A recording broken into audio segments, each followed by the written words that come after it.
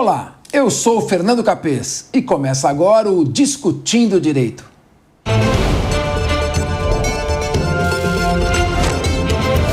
Discutindo Direito. O nosso convidado de hoje é professor, promotor de justiça do Ministério Público de São Paulo, mestre e doutor em Direito pela PUC de São Paulo, também é doutor pela Universidade de Paris, que é a Sorbonne, lá na França, é professor de Direitos Difusos da Escola Superior do Ministério Público de São Paulo e um dos melhores promotores em atividade no país. É com grande prazer que eu recebo em nosso programa o promotor de justiça Silvio Martins. Doutor Silvio, um prazer muito grande o senhor estar aqui no Conversando Direito, passando da sua experiência no combate à corrupção e dizendo da sua experiência também como professor. Muito bem-vindo ao Discutindo Direito. É uma honra estar aqui, Capês. Cumprimento todos os telespectadores e cumprimento a Jovem Pan por esse programa e você também, especialmente.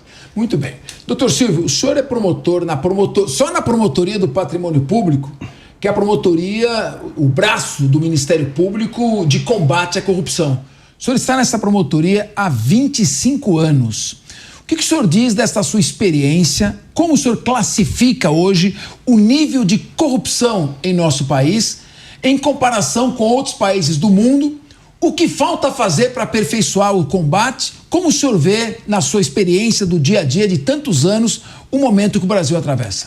É um momento muito grave e triste, na minha opinião, porque nós temos muitos escândalos de corrupção e esses escândalos se sucedem já há várias décadas no Brasil e, infelizmente, o Brasil está numa situação muito difícil em relação aos outros países, porque em outros países a gente não vê tanta corrupção.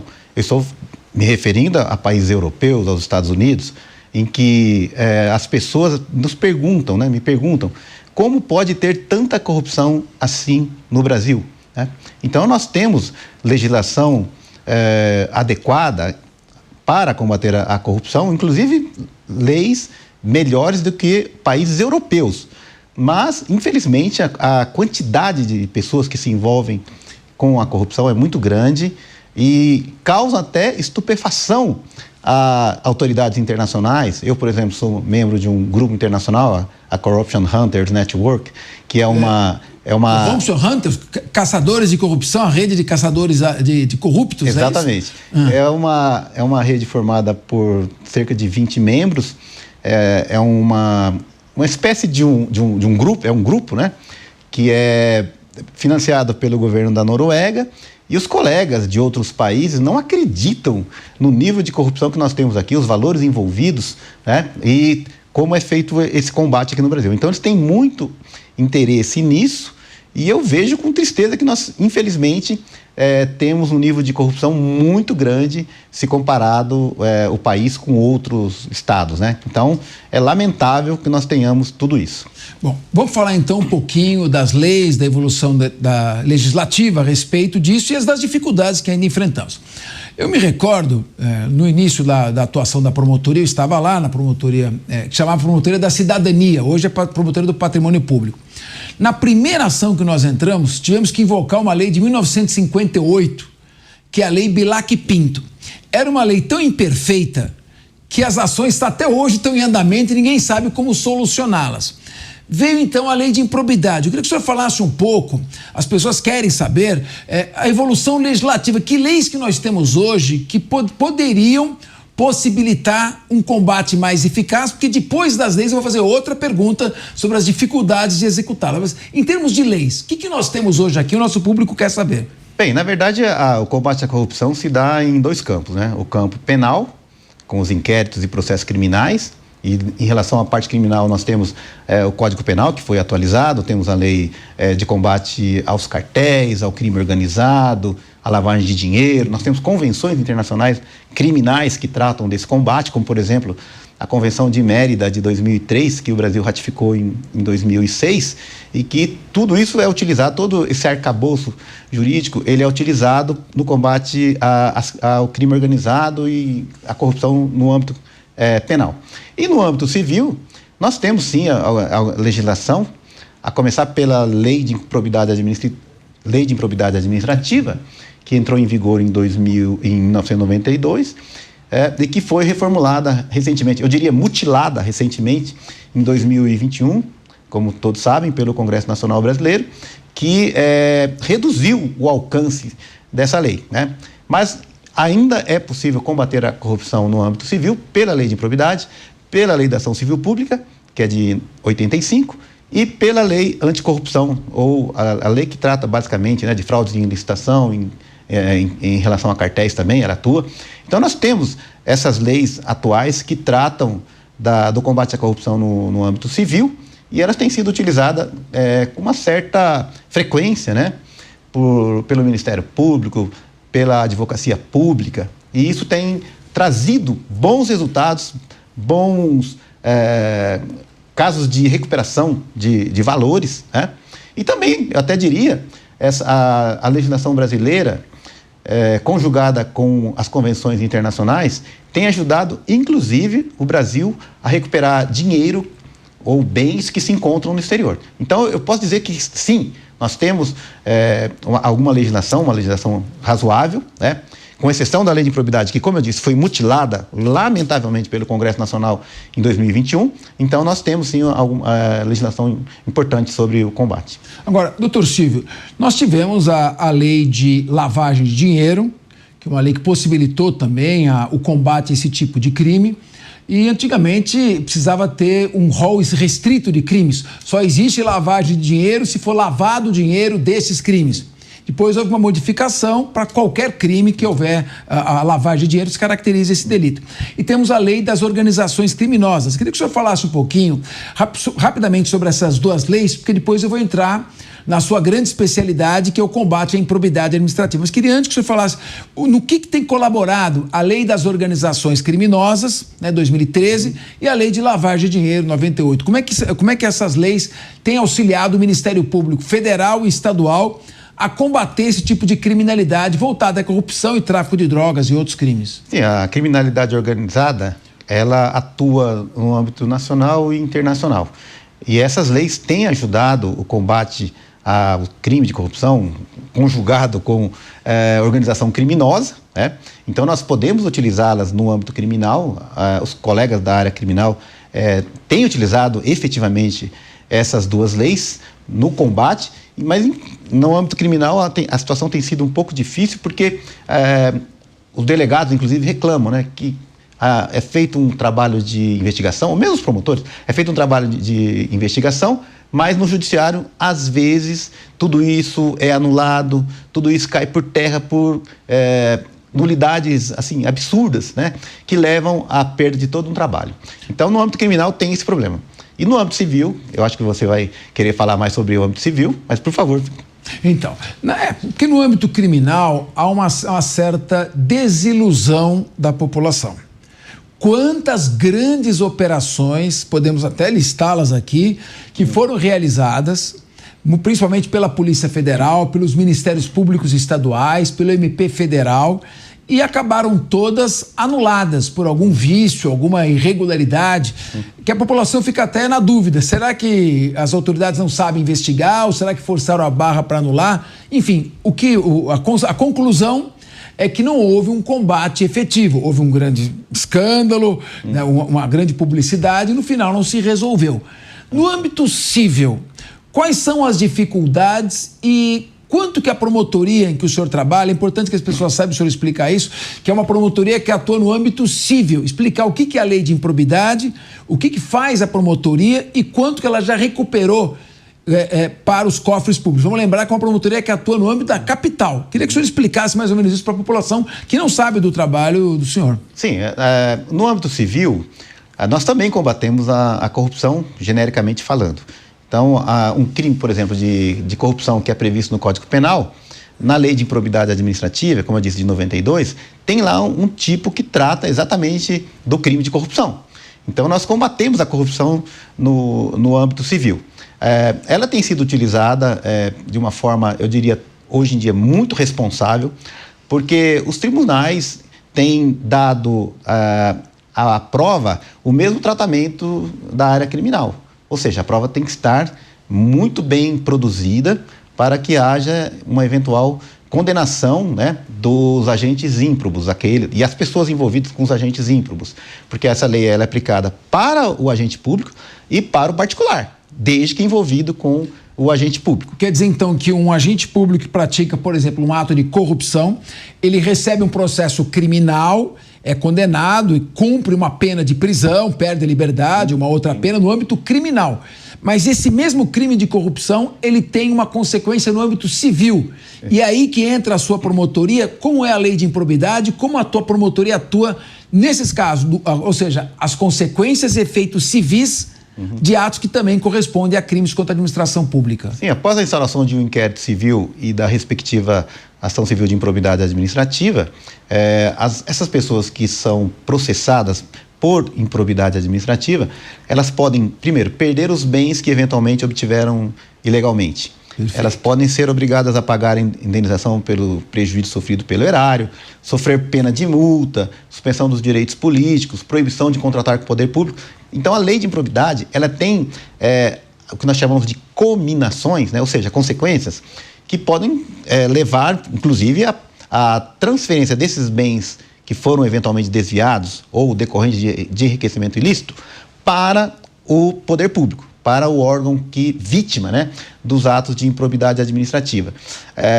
Eu sei que durante o tempo que você trabalhou na Promotoria da Cidadania, foram propostas várias ações que estão, inclusive, até hoje em andamento. Infelizmente, estão em andamento, né? E o prazo dessas ações, desses processos, é muito extenso. Infelizmente, a população acaba tendo um descrédito em relação a esse combate, né? E, continuando aqui essas ações, hoje em dia nós podemos fazer acordos. E isso é que tem levado, sim, à recuperação de recursos desviados dos cofres públicos. Ótimo, é sobre esse ponto agora que eu vou entrar, é a efetividade, porque eu queria que o senhor dissesse, que lei é essa que permitiu os acordos? Se o senhor havia tentado fazer acordos bons para o erário, e qual foi a consequência disso? Como é que foi visto isso, a atitude de trazer dinheiro de volta para os cofres públicos mais cedo? O que aconteceu? Qual foi a lei que mudou tudo isso? Por quê? O senhor tocou bem no caso. Nós chegamos na promotoria antes da lei de improbidade. Algumas ações foram propostas e outras também nos anos 2000, 98, que até hoje estão em andamento. Então, cria uma sensação de impunidade. Então, eu queria fazer essa pergunta, mas só lembrando uma coisa, então, que o senhor explicou bem. Na lei de improbidade, que é a lei que o senhor atua, com a qual o senhor atua na promotoria, e muitas vezes ela é muito mais rigorosa do que a lei penal. Ou seja, o mesmo fato que caracteriza um ato de corrupção, de prevaricação, de fraude à licitação, que é um crime que dá cadeia, eu queria que o senhor listasse, o senhor estava falando, vamos tentar listar o que acontece com alguém que pratica um crime como esse e vai responder por esse crime na justiça, mas ele está respondendo por improbidade. Vamos tentar listar as penas para ver o que acontece, para as pessoas perceberem que a lei de improbidade é mais rigorosa que o próprio Código Penal. Sim. O que pode acontecer? Vamos lá, doutor. Então, no âmbito criminal, a pessoa pode ser processada numa vara criminal, evidentemente, e pode, como você disse, ser presa, pode perder alguns direitos políticos, por exemplo, mas, em muitos casos, a nulidade do processo, prescrição pela idade, né? A morte do agente também extingue a penalidade. A corrupção passiva dá 3 a 12 anos, às vezes o sujeito cumpre uma parte e já está na rua. Exatamente. Enquanto na área civil, não. De improbidade. Então, independentemente do que acontecer na área criminal, né? Exceto quando o fato ficar provado na área criminal que não aconteceu, né?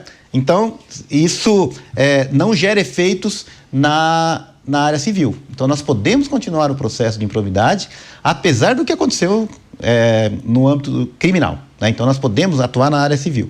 E isso, como você disse, pode levar a consequências graves para aquelas pessoas que são processadas por improbidade administrativa, que podem perder bens, ter os direitos políticos suspensos, por exemplo, né? Então, essas penalidades, elas são realmente gravíssimas, dependendo da situação concreta.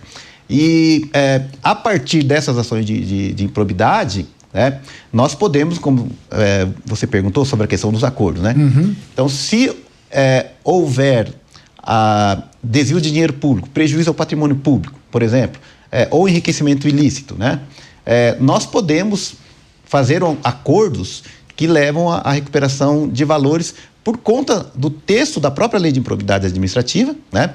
Nós temos lá a previsão do acordo de não persecução civil e também outras leis. Hoje em dia nós temos essas leis, né? Nós começamos a fazer os acordos, mas não relacionados à improbidade, em 2013. 2013? 2013. Então, o primeiro acordo foi firmado com um banco internacional por 20 milhões de dólares, né? E depois sucederam outros acordos, tal, que nós chegamos a recuperar em relação a bancos internacionais 55 milhões de dólares, só para você ter uma ideia. Olha, pessoal, olha aqui o que o senhor está falando. O sistema bancário participando ativamente, lavando dinheiro, permitindo o trânsito de dinheiro sujo proveniente de corrupção. E o senhor fez o banco devolver o dinheiro? Sim, no total foram 4 acordos, com valor total de 55 milhões de dólares, isso em 2013 até 2015 aproximadamente. De 2013 a 2015, 55 milhões de dólares. Isso. Em acordo? Só esses acordos, né? Eu tenho outros, inúmeros outros. E só que a partir de 2017 surgiram casos em que havia improbidade administrativa. E a lei de improbidade, no artigo 17, parágrafo 1º, proibia esses acordos. Acontece que em 2015 entrou em vigor a lei da autocomposição e mediação. E a partir dessa lei havia lá a possibilidade de que o juiz pudesse aprovar acordos, inclusive em improbidade. E aí, em 2017, nós começamos a fazer alguns acordos, né, relacionados à lei de improbidade, mas, infelizmente, nós fomos processados administrativamente por tentar recuperar dinheiro público, infelizmente. Pera, não estou entendendo. O senhor, ainda não havia uma legislação, mas com o seu senso prático, com a sua experiência, já com uma lei existente, sim, o senhor percebeu que ingressando com uma ação, caso houvesse resistência, a ação ia demorar muito tempo. Sim. Então, em vez de entrar com uma ação para conseguir lá na frente uma indenização, a lei permite que eu faça um acordo agora. Sim. E o senhor fez? Nós fizemos vários acordos. E quais foram os valores? Os valores, eles não foram tão relevantes naquela época. Eram acordos relevantes, né, para o nível de que nós temos hoje. Mas nós recuperamos lá cerca de 50 milhões de reais na época, com esses acordos. Já é um valor. Sim, mas considerando que hoje nós temos casos muito mais volumosos, digamos, em termos de recursos recuperados, então foi um valor pequeno na época.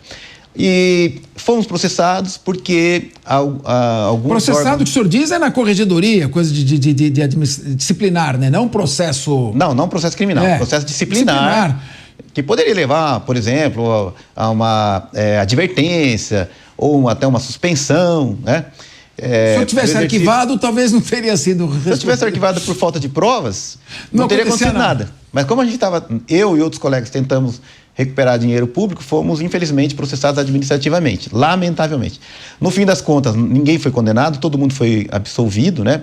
Inclusive um colega que foi suspenso por 5 dias, conseguiu uma decisão favorável no Conselho Nacional do Ministério Público contra essa decisão de São Paulo, e também não foi condenado, e o dinheiro, no fim, foi recuperado, porque nós fizemos os acordos, né? Mas a partir de 2021, né, mais precisamente outubro de 2021, entrou em vigor o novo texto da Lei de Improbidade, que permitiu os acordos de não persecução civil. E a partir foi bom. E a partir daí, a recuperação realmente de recursos explodiu, né?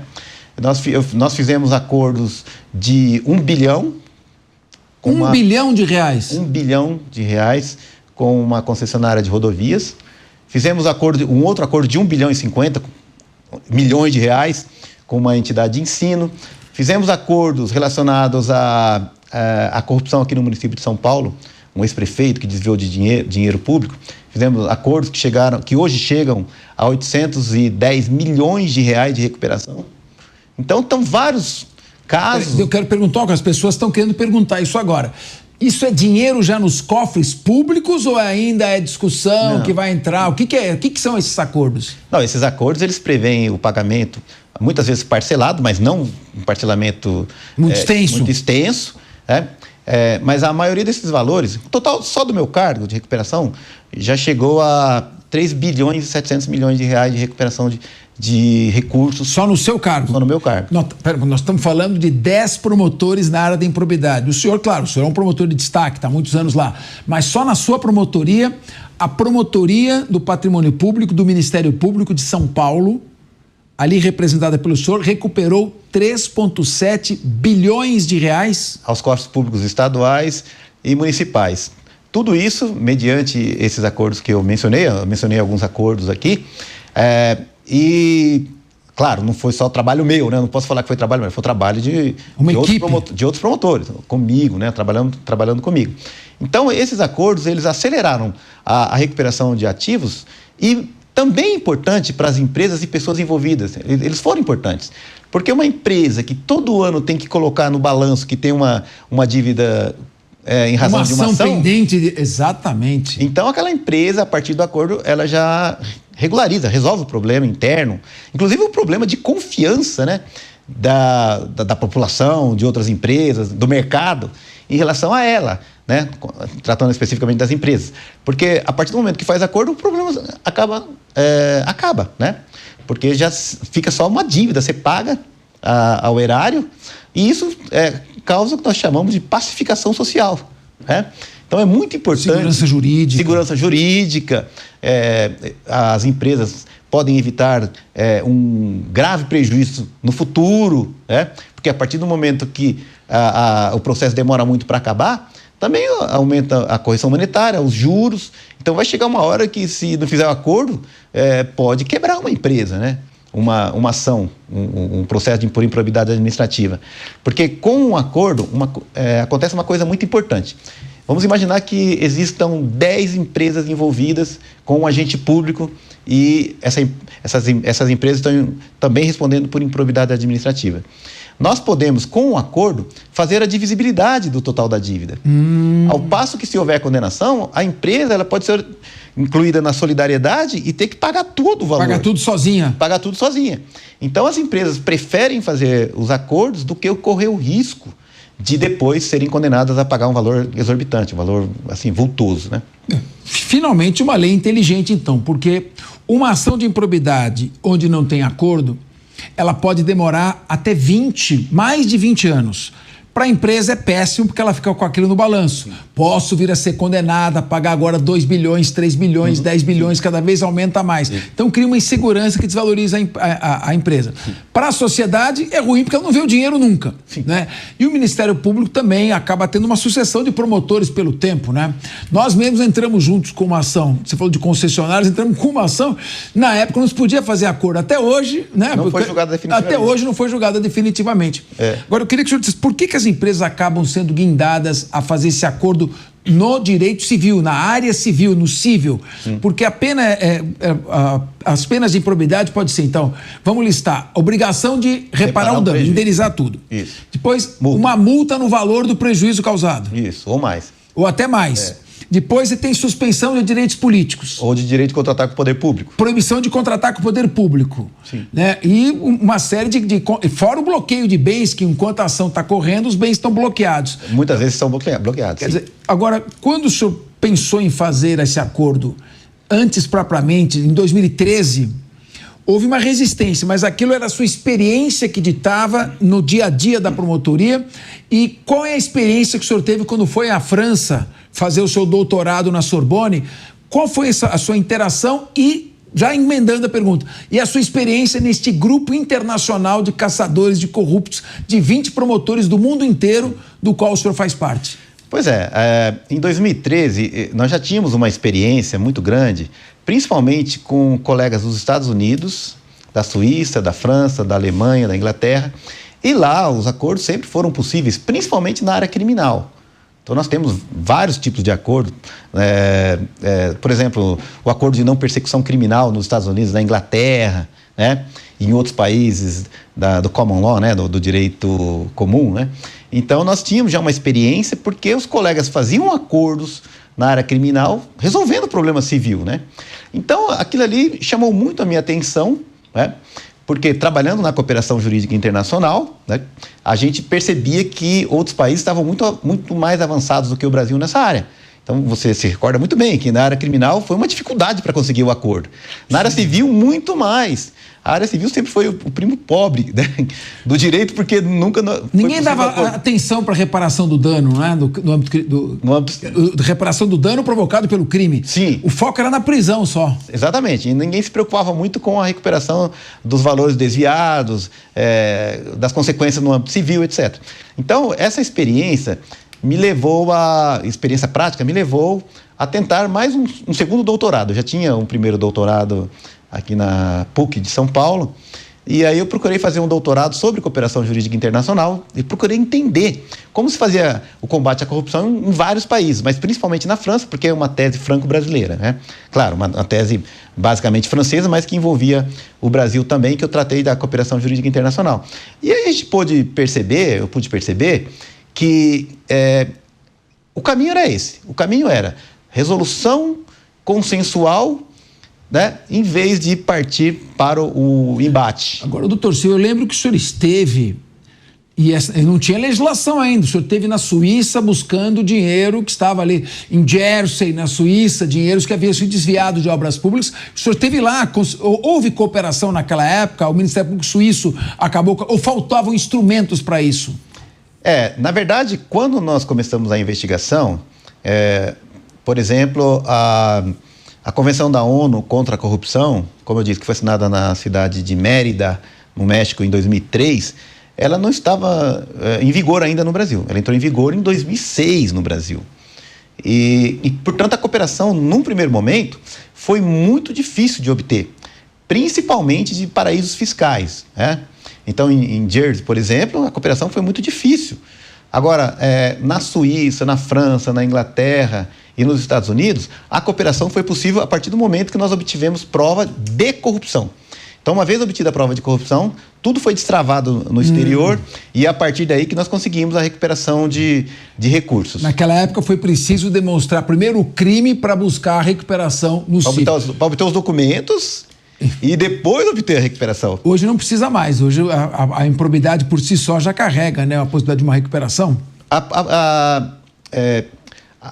O processo por improbidade ou o inquérito por improbidade administrativa permite a cooperação direta. Então, se eu tenho um inquérito civil por corrupção e essa corrupção tem lavagem de dinheiro no exterior, então, no inquérito civil, eu posso pedir um pedido de auxílio direto para obter documentos no exterior que levem depois à recuperação de ativos ou acordos, né? Então, a legislação brasileira, combinada com a legislação internacional, mais precisamente a Convenção da ONU contra a Corrupção, permite esse tipo de atividade, de atitude nossa, né? Ou seja, de buscar a cooperação internacional diretamente. Eu não preciso, por exemplo, pedir que o juiz peça uma carta rogatória. Eu mesmo, no inquérito civil, eu posso pedir o pedido de auxílio direto, traduzi-lo para a língua do país destinatário, com documentos também, obviamente, traduzidos, e obter a cooperação desse país. E nós já obtivemos várias vezes a cooperação. Então, há inquéritos civis, por exemplo, que são instaurados e as provas vêm a partir do pedido de auxílio direto e não de um pedido judicial que poderia demorar muito, né? Ou seja, facilita muito. Uma última pergunta. O senhor é a favor ou contra o foro privilegiado? Eu sou absolutamente contrário ao foro privilegiado, inclusive para mim, né? Porque o agente público ele tem que responder à sociedade. É o Estado democrático de direito, né? Esse foro privilegiado ele existe em poucos países e nós temos que acabar com isso, na minha opinião, né? Para que todos possam responder de uma forma igualitária, né? Não só aquela pessoa que não tem nenhum cargo público, mas todos têm que responder de uma forma igualitária. É isso aí, afinal de contas, a justiça tem que ser igual para todos. Nós ficamos por aqui. Para você que gosta do jeito Jovem Pan, não deixa de fazer a sua assinatura no site jp.com.br. Lá você acompanha conteúdo exclusivo, análise, comentários e ainda tem acesso ilimitado ao Panflix, que é o aplicativo da Jovem Pan. Obrigado pela sua companhia e até o próximo Discutindo Direito.